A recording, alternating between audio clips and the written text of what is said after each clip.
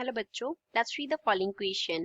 A string oscillates according to the equation y dash is equals to 0.50 centimeter, sine of pi by 3 per centimeter x and cos of 40 pi per second t. What is the distance between the nodes? हमें क्या करना है? nodes के between distance find out करना है. First of all, we will talk about the key concept used in the question. इस question में क्या key concept use हो रहा है? तो question में पहले तो हम बात करेंगे standing wave की equation की. Standing wave equation. जो स्टैंडिंग वेव इक्वेशन है, अगर उसका डिस्प्लेसमेंट हम y से रिप्रेजेंट करें तो वो इक्वल होता है 2a sine of kx into cos of omega t के. ये स्टैंडिंग वेव का इक्वेशन है. a जो है वो एम्पलीट्यूड होता है, k wave number and omega angular frequency होता है. a is amplitude, k is wave number and omega जो है वो क्या रिप्रेजेंट करता है? Angular frequency. Angular frequency t time and x displacement होता है.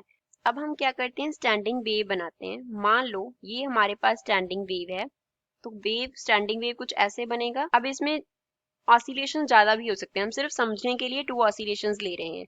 तो यहाँ से यहाँ तक ये पॉइंट्स क्या होते हैं? नोड्स होते हैं. N, this is also N and this is also N. ये हाईएस्ट जो एम्पलीट्यूड के पॉइंट्स हैं ये एंटी नोड्स होते हैं.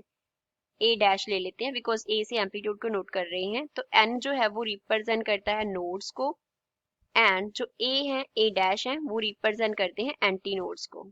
Anti nodes.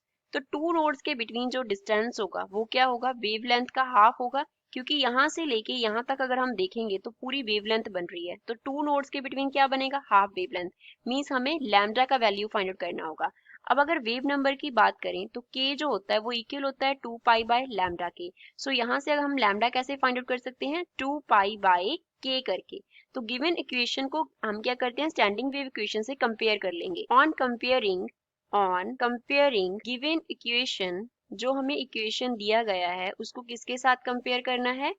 With equation for standing wave.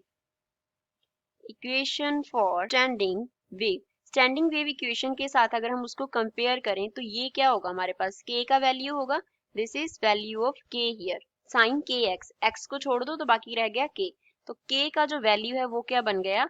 Pi by 3 पर सेंटीमीटर. तो लैम्डा निकालते हैं. यहाँ से लैम्डा का वैल्यू आ जाएगा 2 पाई डिवाइड बाय k है तो k पाई 3 ऊपर चला गया. तो 2 इंटू 3 क्या हो जाएगा? 6 हो जाएगा. पाई से पाई कैंसिल हो गया, यूनिट्स हो जाएंगे सेंटीमीटर. तो लैम्डा 6 सेंटीमीटर आ गया. निकालना क्या है? डिस्टेंस बिटवीन द नोड्स निकालना है.